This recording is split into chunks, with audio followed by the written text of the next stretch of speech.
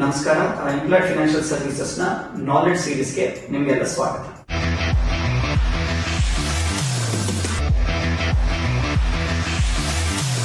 So ಇವತ್ತು ನಾವು mutual fund ಇರುವ ಒಂದು ವಿಭಿನ್ನವಾದ ಫಂಡ್ ಬಗ್ಗೆ ತಿಳ್ಕೊಳ್ಳೋಣ. ಯಾವ್ದು ವಿಭಿನ್ನವಾದ ಫಂಡ್ ಅಂದ್ರೆ ಇದಕ್ಕೆ ನಾವು ಅಸೆಟ್ ಅಲೋಕೇಟರ್ ಫಂಡ್ ಅಂತ ಕರಿತೇವೆ. ಸೊ ಅಸೆಟ್ ಅಲೋಕೇಟರ್ ಫಂಡ್ ಅಂದ್ರೆ ಏನು, ಅದು ಯಾರ್ಯಾರು ಇನ್ವೆಸ್ಟ್ ಮಾಡಬೇಕು, ಯಾತಕ್ಕೋಸ್ಕರ ಇನ್ವೆಸ್ಟ್ ಮಾಡಬೇಕು, ಅದರ ಟ್ಯಾಕ್ಸೇಷನ್ ಏನು, ಇದರ ಬಗ್ಗೆ ತಿಳ್ಕೊಳ್ಳೋಕ್ಕಿಂತ ಮುಂಚೆ ನಾವು ಅಸೆಟ್ ಅಲೋಕೇಶನ್ ಅಂದ್ರೆ ಏನು ಅಂತ ತಿಳ್ಕೊಳ್ಳೋಣ. ಅಸೆಟ್ ಅಲೋಕೇಶನ್ ಅಂದ್ರೆ ನಾವು ಹೂಡಿಕೆ ಮಾಡಬೇಕು ಅಂತಿರೋ ಹಣವನ್ನ ಬೇರೆ ಬೇರೆ ಅಸೆಟ್ ಗಳಲ್ಲಿ ಡಿಸ್ಟ್ರಿಬ್ಯೂಟ್ ಮಾಡಿ ಇನ್ವೆಸ್ಟ್ ಮಾಡೋದಕ್ಕೆ ಅಸೆಟ್ ಅಲೋಕೇಶನ್ ಅಂತ ಕರಿತೇವೆ. ಸೊ ಯಾವ ಅಸೆಟ್ ಗಳಲ್ಲಿ ಹಾಗಾದ್ರೆ ಇನ್ವೆಸ್ಟ್ ಮಾಡಬಹುದು ಅಂತ ನೋಡೋದಾದ್ರೆ, ಮೊದಲನೇದು ಈಕ್ವಿಟೀಸ್ ಅಂದ್ರೆ ಶೇರ್ಸ್ ಗಳಲ್ಲಿ ಇನ್ವೆಸ್ಟ್ಮೆಂಟ್ ಆಗುತ್ತೆ. ಸೊ ಎರಡನೆಯದು bonds, government of India bonds, treasury bill, commercial papers, debt ಕ್ಯಾಟಗರಿಗಳಲ್ಲಿ ಇನ್ವೆಸ್ಟ್ಮೆಂಟ್ಸ್ ಆಗುತ್ತೆ. ಮೂರನೆಯದು ಗೋಲ್ಡ್ ಗಳಲ್ಲಿ ಇನ್ವೆಸ್ಟ್ಮೆಂಟ್ ಆಗುತ್ತೆ. ಸೊ ಈ ರೀತಿ ಎಲ್ಲಾ ಅಸೆಟ್ ಕ್ಲಾಸ್ ಅಲ್ಲೂ ಇನ್ವೆಸ್ಟ್ ಆಗೋದ್ರಿಂದ ನಮಗೆ ಡೈವರ್ಸಿಫಿಕೇಶನ್ ಆಗುತ್ತೆ. ಸೊ ಅಸೆಟ್ ಅಲೋಕೇಟರ್ ಫಂಡಿನ one of the main benefit ಏನು ನೋಡೋದಾದ್ರೆ ನಮಗೆ ರಿಸ್ಕ್ ಬ್ಯಾಲೆನ್ಸಿಂಗ್. ಯಾಕಿದು ರಿಸ್ಕ್ ಬ್ಯಾಲೆನ್ಸಿಂಗ್ ಪ್ರಾಡಕ್ಟ್ ಅಂತ ಹೇಳೋದಾದ್ರೆ, ಸಾಮಾನ್ಯವಾಗಿ ನಾವು ಒಂದೇ ಅಸೆಟ್ ಕ್ಲಾಸ್ ಅಲ್ಲಿ ಇನ್ವೆಸ್ಟ್ ಮಾಡಿದಾಗ ಆ ಅಸೆಟ್ ಕ್ಲಾಸ್ ಅಲ್ಲಿ ಯಾವ್ಯಾವ ರಿಸ್ಕ್ ಇರುತ್ತೋ ಎಲ್ಲಾ ರಿಸ್ಕು ಸಹ ನನ್ನ ಇನ್ವೆಸ್ಟ್ಮೆಂಟ್ ಮೇಲೆ ಬರುತ್ತೆ. ಸೊ ಇದರಲ್ಲಿ ನಾವು ಬೇರೆ ಬೇರೆ ಅಸೆಟ್ ಗಳಲ್ಲಿ ಇನ್ವೆಸ್ಟ್ ಮಾಡೋದ್ರಿಂದ ನನ್ನ ರಿಸ್ಕ್ ಡೈವರ್ಸಿಫೈ ಆಗುತ್ತೆ, ಅಂದ್ರೆ ಬ್ಯಾಲೆನ್ಸ್ ಆಗುತ್ತೆ. ಸೊ ಸಾಮಾನ್ಯವಾಗಿ ಈಕ್ವಿಟಿಗೆ ತನ್ನದೇ ಆದ ರಿಸ್ಕ್ ಇರುತ್ತೆ, ಅಂದ್ರೆ ಶೇರ್ಸ್ ಗಳಿಗೆ ತನ್ನದೇ ಆದ ರಿಸ್ಕ್ ಇದೆ.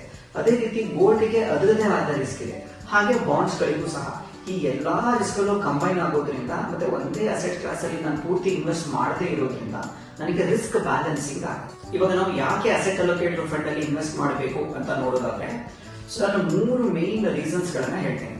ಸೊ ಒಂದು ಡೈವರ್ಸಿಫಿಕೇಶನ್, ನಾನು ಒಂದೇ ಅಸೆಟ್ ಕ್ಲಾಸ್ ಅಲ್ಲಿ ಇನ್ವೆಸ್ಟ್ ಮಾಡದೇ ಇರೋದ್ರಿಂದ ನನಗೆ ಎಲ್ಲಾ ಅಸೆಟ್ ಅಲ್ಲೂ ಡಿವೈಡ್ ಆಗುತ್ತೆ. ಸೊ ನನಗೆ ಡೈವರ್ಸಿಫಿಕೇಶನ್ ಆಗುತ್ತೆ. ಸೊ ಎರಡನೆಯದು ಪ್ರೊಫೆಷನಲ್ ಮ್ಯಾನೇಜ್ಮೆಂಟ್. ಸೊ ನಿಮಗೆಲ್ಲ ಗೊತ್ತಿರೋ ಹಾಗೆ ಮ್ಯೂಚುವಲ್ ಫಂಡ್ ಎಲ್ಲಾ ಫಂಡ್ಗಳು ಸಹ, ಮ್ಯೂಚುವಲ್ ಫಂಡ್ಸ್ ಅಲ್ಲಿರೋ ಎಲ್ಲಾ ಸ್ಕೀಮ್ಗಳು ಸಹ professionally managed. So professionally managed ಆಗಿರೋದ್ರಿಂದ ನನ್ನ ಫಂಡ್ ಅನ್ನ ಮ್ಯಾನೇಜ್ ಮಾಡೋದಕ್ಕೆ ಒಬ್ಬ ಎಕ್ಸ್ಪರ್ಟ್ ಫಂಡ್ ಮ್ಯಾನೇಜರ್ ಇರ್ತಾನೆ. ಆ ಫಂಡ್ ಮ್ಯಾನೇಜರ್ ನ ನಾಲೆಡ್ಜ್ ನ ಅನುಗುಣವಾಗಿ ಅವನು ಅಸೆಟ್ ಅಲೋಕೇಶನ್ ಮಾಡ್ತಾನೆ. ಹಾಗಾಗಿ ನನಗೆ ನಿಶ್ಚಿಂತೆಯಾಗಿ ನಮ್ಮ ಹೂಡಿಕೆ ಸೇಫ್ ಆಗಿರುತ್ತೆ ಅಂತ ನಾವು ಭಾವಿಸಬಹುದು. ಮೂರನೆಯದು ರಿಸ್ಕ್ ಅಡ್ಜಸ್ಟೆಡ್ ರಿಟರ್ನ್.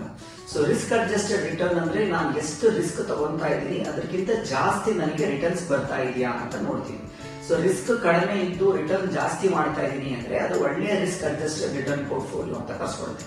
ಸೊ ಈಗ ನಾವು ಫಂಡ್ ಮ್ಯಾನೇಜರ್ ಥ್ರೂ ಈ ಅಸೆಟ್ ಅಲೋಕೇಟರ್ ಫಂಡ್ ಅಲ್ಲಿ ಇನ್ವೆಸ್ಟ್ ಮಾಡೋದ್ರಿಂದ ನಮಗೆ ರಿಸ್ಕ್ ಅಡ್ಜಸ್ಟೆಡ್ ರಿಟರ್ನ್ ಸಿಗುತ್ತೆ. ಈಗ ಯಾರ್ಯಾರು ಈ ಅಸೆಟ್ ಅಲೋಕೇಟರ್ ಫಂಡ್ ಅಲ್ಲಿ ಇನ್ವೆಸ್ಟ್ ಮಾಡಬಹುದು ಅಂತ ನೋಡೋದಾದ್ರೆ, ಯಾರಿಗೆ ಮಾಡರೇಟ್ ರಿಸ್ಕ್ ಅನ್ನ ತಗೊಂಡು ಲಾಂಗ್ ಟರ್ಮ್ ಅಲ್ಲಿ ಕ್ಯಾಪಿಟಲ್ ಅಪ್ರಿಸಿಯೇಷನ್ ಮಾಡಬೇಕು ಅನ್ಸುತ್ತೋ ಅಂತವ್ರು ಎಲ್ಲರೂ ಸಹ ಈ ಅಸೆಟ್ ಅಲೋಕೇಟರ್ ಫಂಡ್ ಅನ್ನ ಒಂದು ಇನ್ವೆಸ್ಟ್ಮೆಂಟ್ ಭಾಗವಾಗಿ ಕನ್ಸಿಡರ್ ಮಾಡಬಹುದು. ಅದ್ರ ಇನ್ವೆಸ್ಟ್ಮೆಂಟ್ ಏನ್ ಮಾಡಬೇಕು ಅಂತ ಇರ್ತಾರೆ ಅದರಲ್ಲಿ ಸ್ವಲ್ಪ ಪೋರ್ಷನ್ ಅನ್ನ ಈ ಅಸೆಟ್ ಅಲೋಕೇಟರ್ ಫಂಡ್ ಗಳಿಗೆ ಡೈವರ್ಸಿಫೈ ಮಾಡಬಹುದು. ಸೊ ಎರಡನೇದು ಪ್ರೊಫೆಷನಲ್ ಮ್ಯಾನೇಜ್ಮೆಂಟ್ ಯಾರಿಗೆ ಬೇಕು ಅನ್ಸುತ್ತೆ. ಈಗ ನಾನೇ ಸಹ ಡೈರೆಕ್ಟ್ ಆಗಿ ಗೋಲ್ಡಿಗೆ ಹೋಗಿ ಇನ್ವೆಸ್ಟ್ ಮಾಡಬಹುದು, ಅಥವಾ ಬಾಂಡ್ಸ್ ಗಳಲ್ಲಿ ಇನ್ವೆಸ್ಟ್ಮೆಂಟ್ ಮಾಡಬಹುದು, ಡೈರೆಕ್ಟ್ ಶೇರ್ಸ್ ಗಳು ಸಹ ಇನ್ವೆಸ್ಟ್ ಮಾಡಬಹುದು. ಆಗ ನನಗೆ ಪ್ರೊಫೆಷನಲ್ ಮ್ಯಾನೇಜ್ಮೆಂಟ್ ಸಿಗಲ್ಲ. ಸೊ ಈ ಮ್ಯೂಚುವಲ್ ಫಂಡ್ ಥ್ರೂ ನಾವು ಅಸೆಟ್ ಅಲೋಕೇಟರ್ ಫಂಡ್ ಹಾಕೋದ್ರಿಂದ ಒಬ್ಬ ಎಕ್ಸ್ಪರ್ಟಿನ ಲಾಭ ನಮಗೆ ಸಿಗುತ್ತೆ. ಒಬ್ಬ ಎಕ್ಸ್ಪರ್ಟಿನ ಸಹಾಯದಿಂದ ನಾವು ಬೇರೆ ಬೇರೆ ಅಸೆಟ್ ಕ್ಲಾಸ್ ಗಳಲ್ಲಿ ಹಾಕಬಹುದು. ಸೊ ಈಗ ನಾನು ಡೈರೆಕ್ಟ್ ಆಗಿ ಹೋಗಿ ಗೋಲ್ಡ್ ಪರ್ಚೇಸ್ ಮಾಡಬಹುದು, ನಾನು ಗೋಲ್ಡ್ ಇನ್ವೆಸ್ಟ್ಮೆಂಟ್ ಮಾಡಬಹುದು, ಅದೇ ರೀತಿ ಬಾಂಡ್ಸ್ ಗಳಲ್ಲಿ ಇನ್ವೆಸ್ಟ್ಮೆಂಟ್ ಮಾಡಬಹುದು, ಹಾಗೆ ಶೇರ್ಸ್ ಗಳ ಸಹ ಇನ್ವೆಸ್ಟ್ಮೆಂಟ್ ಮಾಡಬಹುದು. ಸೊ ನಾವೇ ಸಪರೇಟ್ ಆಗಿ ಮಾಡೋದ್ರಿಂದ ನಮಗೆ ಅದನ್ನ ಸ್ಟ್ರಾಟಜಿಕಲಿ ಅಲೋಕೇಶನ್ ಮಾಡೋದಕ್ಕೆ ಕಷ್ಟ ಆಗುತ್ತೆ. ಈ ಎಕ್ಸ್ಪರ್ಟ್ ಸಹಾಯದಿಂದ ನಾವು ಈ ಎಲ್ಲಾ ಅಸೆಟ್ ಕ್ಲಾಸ್ ಅಲ್ಲೂ ಒಂದೇ ಫಂಡ್ ಥ್ರೂ ಹೋಗೋದ್ರಿಂದ ನಮಗೆ ಸ್ಟ್ರಾಟಜಿಕ್ ಅಸೆಟ್ ಅಲೋಕೇಶನ್ ಆಗುತ್ತೆ. ಅಂದ್ರೆ ಒಬ್ಬ ಫಂಡ್ ಮ್ಯಾನೇಜರ್ ತನ್ನ ಸ್ಟ್ರಾಟಜಿಯನ್ನು ಉಪಯೋಗಿಸಿ, ಆ ಫಂಡ್ ಅಲ್ಲಿ ಏನ್ ಸ್ಟ್ರಾಟಜಿ ಇರುತ್ತೋ ಆ ಸ್ಟ್ರಾಟಜಿಯನ್ನು ಉಪಯೋಗಿಸಿ ಅಲೋಕೇಶನ್ ಮಾಡೋದ್ರಿಂದ ನಮಗೆ ರಿಸ್ಕ್ ಕಡಿಮೆ ಇದ್ದು ರಿಟರ್ನ್ ಜಾಸ್ತಿ ಬರೋದಕ್ಕೆ ಅನುಕೂಲ ಆಗುತ್ತೆ. ಸೊ ಈಗ ಟ್ಯಾಕ್ಸೇಷನ್ ಬಗ್ಗೆ ನೋಡೋದಾದ್ರೆ, ಸೊ ಮ್ಯೂಚುವಲ್ ಫಂಡ್ಸ್ ಅಲ್ಲಿ 3 ಮೇನ್ ವಿಧವಾದ ಫಂಡ್ಗಳಿದೆ. ಸೊ ಒಂದು ಈಕ್ವಿಟಿ ಫಂಡ್, ಇನ್ನೊಂದು ಹೈಬ್ರಿಡ್ ಫಂಡ್, ಮತ್ತೆ ಡೆಟ್ ಫಂಡ್ಸ್. ಸೊ ಈ ಅಸೆಟ್ ಅಲೋಕೇಟರ್ ಫಂಡ್ ಹೈಬ್ರಿಡ್ ಕ್ಯಾಟಗರಿಯ ಫಂಡ್ ಗಳಲ್ಲಿ ಬರುತ್ತೆ. ಅದರಲ್ಲೂ ಈಕ್ವಿಟಿ ಎಕ್ಸ್ಪೋಜರ್ ಅಂದ್ರೆ ಶೇರ್ ಮಾರ್ಕೆಟ್ಗೆ 35% ಗಿಂತ ಕಡಿಮೆ ಇರೋ ಫಂಡ್ ಇದು. ಹಾಗಾಗಿ ಇದ್ರ ಟ್ಯಾಕ್ಸೇಷನ್ ಬೇರೆ ಇದೆ. ಸೊ ಏನಿದೆ ಟ್ಯಾಕ್ಸೇಷನ್ ಅಂತ ನೋಡೋದಾದ್ರೆ, ಈ ಫಂಡ್ ಅಲ್ಲಿ ನಾವು ಇನ್ವೆಸ್ಟ್ ಮಾಡಿ 2 ವರ್ಷದ ಒಳಗಡೆ ವಿಡ್ರಾ ಮಾಡಿದ್ರೆ ಅದು ನನ್ನ ಪರ್ಸನಲ್ ಟ್ಯಾಕ್ಸ್ ಸ್ಲ್ಯಾಬಿಗೆ ಆಡ್ ಆಗುತ್ತೆ.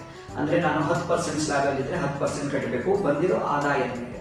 30% ಸ್ಲ್ಯಾಬ್ ಅಲ್ಲಿ ಇದ್ರೆ 30% ಟ್ಯಾಕ್ಸ್ ಕಟ್ಟಬೇಕು. ಸೊ 2 ವರ್ಷದ ನಂತರ ವಿಡ್ರಾ ಮಾಡಿದ್ರೆ ಇದು ಲಾಂಗ್ ಟರ್ಮ್ ಕ್ಯಾಪಿಟಲ್ ಗೇನ್ ಅಂತ ಕರ್ಸ್ಕೊಳುತ್ತೆ. ಸೊ 2 ವರ್ಷದ ಒಳಗಡೆ ವಿಡ್ರಾ ಮಾಡಿದ್ರೆ ಶಾರ್ಟ್ ಟರ್ಮ್ ಕ್ಯಾಪಿಟಲ್ ಗೇನು, 2 ವರ್ಷದ ನಂತರ ವಿಡ್ರಾ ಮಾಡಿದ್ರೆ ಅದು ಲಾಂಗ್ ಟರ್ಮ್ ಕ್ಯಾಪಿಟಲ್ ಗೇನ್ ಅಂತ ಕರ್ಸ್ಕೊಳುತ್ತೆ. So long term capital gain ಇವತ್ತಿನ ಟ್ಯಾಕ್ಸೇಷನ್ ಪ್ರಕಾರ ನನ್ನ ಬಂದಿರೋ ಆದಾಯದ ಮೇಲೆ 12.5% ಟ್ಯಾಕ್ಸ್ ಕಟ್ಟಬೇಕಾಗುತ್ತೆ. ಇದಕ್ಕೆ 1,25,000 ತನಕ ಎಕ್ಸೆಂಪ್ಷನ್ ಇದೆ. ಆ ಎಕ್ಸೆಂಪ್ಷನ್ ಮೇಲ್ಗಡೆ ನನಗೆ ಏನ್ ಲಾಭ ಆಗಿರುತ್ತೆ ಆ ಲಾಭಕ್ಕೆ 12% ಕಟ್ಟಬೇಕಾಗುತ್ತೆ. ಸೊ ಕೊನೆಯದಾಗಿ ಅಸೆಟ್ ಅಲೋಕೇಟರ್ ಫಂಡ್ ಒಂದು ಒಳ್ಳೆಯ ಫಂಡ್. ಯಾರಿಗೆ ರಿಸ್ಕ್ ನ ಕಡಿಮೆ ಇಟ್ಕೊಂಡು ಜಾಸ್ತಿ ರಿಟರ್ನ್ಸ್ ತೆಗಿಬೇಕು ಅಂತ ಅನ್ಸುತ್ತೆ ಅಂತವರಿಗೆ ಈ ಅಸೆಟ್ ಅಲೋಕೇಟರ್ ಫಂಡ್ ಅನ್ನ ಚೂಸ್ ಮಾಡಬಹುದು. ಅದರಲ್ಲೂ ಸಹ ಅಸೆಟ್ ಅಲೋಕೇಟರ್ ಅಂದ್ರೆ strategic asset allocation, dynamic asset allocation ಮತ್ತೆ ಸ್ಟ್ಯಾಟಿಕ್ ಅಸೆಟ್ ಅಲೋಕೇಶನ್ ಅಂತ 2 ಕ್ಯಾಟಗರಿ ಇದೆ. ಸೊ ಏನಿದು ಡೈನಾಮಿಕ್ ಅಸೆಟ್ ಅಲೋಕೇಶನ್ ಅಂದ್ರೆ ಫಂಡ್ ಮ್ಯಾನೇಜರು ತನಗೆ ಬಂದಿರೋ ಕರೆಕ್ಟ್ ಆಗಿರೋ ದುಡ್ಡಲ್ಲಿ ಯಾವ ಅಸೆಟ್ಗೆ ಯಾವ ರೀತಿ ಇನ್ವೆಸ್ಟ್ ಮಾಡಬೇಕು ಅಂತ ಡಿಸೈಡ್ ಮಾಡೋದಲ್ಲದೆ ಅವತ್ತಿನ ಮಾರ್ಕೆಟಿನ ಅನುಗುಣವಾಗಿ ಅಸೆಟ್ ಆ ಪರ್ಸೆಂಟೇಜ್ ಸಹ ವೇರಿ ಮಾಡ್ತಾರೆ. ಉದಾಹರಣೆಗೆ ಈಗ ಗೋಲ್ಡ್ ಚೆನ್ನಾಗಿ ಹೋಗುತ್ತೆ ಅಂತ ಗೊತ್ತಿದ್ರೆ ಗೋಲ್ಡ್ಗೆ ಪರ್ಸೆಂಟೇಜ್ ಈಗ 20% ಇರೋ ಕಡೆ 25% ಅಲೋಕೇಶನ್ ತಗೊಂತಾರೆ. ಗೋಲ್ಡ್ ಒಂದು ಹಂತದಲ್ಲಿ ಮೇಲೆ ಹೋಗಿದೆ ಅಂತ ಗೊತ್ತಾದಾಗ ಆ 25% ಇದನ್ನ ರೆಡ್ಯೂಸ್ ಮಾಡ್ತಾರೆ. ಅದೇ ರೀತಿ ಈಕ್ವಿಟಿಗೂ ಆಗುತ್ತೆ, ಬಾಂಡ್ಸ್ ಗಳಿಗೂ ಆಗುತ್ತೆ. ಈ ಸ್ಟ್ಯಾಟಿಕ್ ಅಸೆಟ್ ಅಲೋಕೇಶನ್ ಫಂಡ್ ಗಳಲ್ಲಿ ಸ್ಟ್ಯಾಟಿಕ್ ಅಂದ್ರೆ ಫಿಕ್ಸ್ ಅಲೋಕೇಶನ್ ಇರುತ್ತೆ. ಸೊ ನಾರ್ಮಲಿ ನಾವು ಚೂಸ್ ಮಾಡ್ಬೇಕಾದ್ರೆ ಈ ತರ dynamic asset allocation strategy fund ಗಳು ಚೂಸ್ ಮಾಡಿದ್ರೆ ಆ ಫಂಡ್ ಮ್ಯಾನೇಜರ್ ಎಕ್ಸ್ಪರ್ಟೈಸ್ ಜೊತೆಗೆ ಇರೋದ್ರಿಂದ ರಿಟರ್ನ್ಸ್ ಸ್ವಲ್ಪ ಜಾಸ್ತಿ ತಗೊಳ್ಳೋದಕ್ಕೆ ಅನುಕೂಲ ಆಗುತ್ತೆ. ಈ ವಿಡಿಯೋ ನಿಮ್ಗೆ ಇಷ್ಟ ಆಯ್ತು ಅಂತ ಅನ್ಕೊಂತೀನಿ. ಮುಂದಿನ ವಿಡಿಯೋದಲ್ಲಿ ನಾನು ಇನ್ನೊಂದು ಟಾಪಿಕ್ ನೊಂದಿಗೆ ಬರ್ತೀನಿ. ಅಲ್ಲಿ ತನಕ ನಮಸ್ಕಾರ. Mutual fund investments are subject to market risks. Read all scheme-related documents carefully.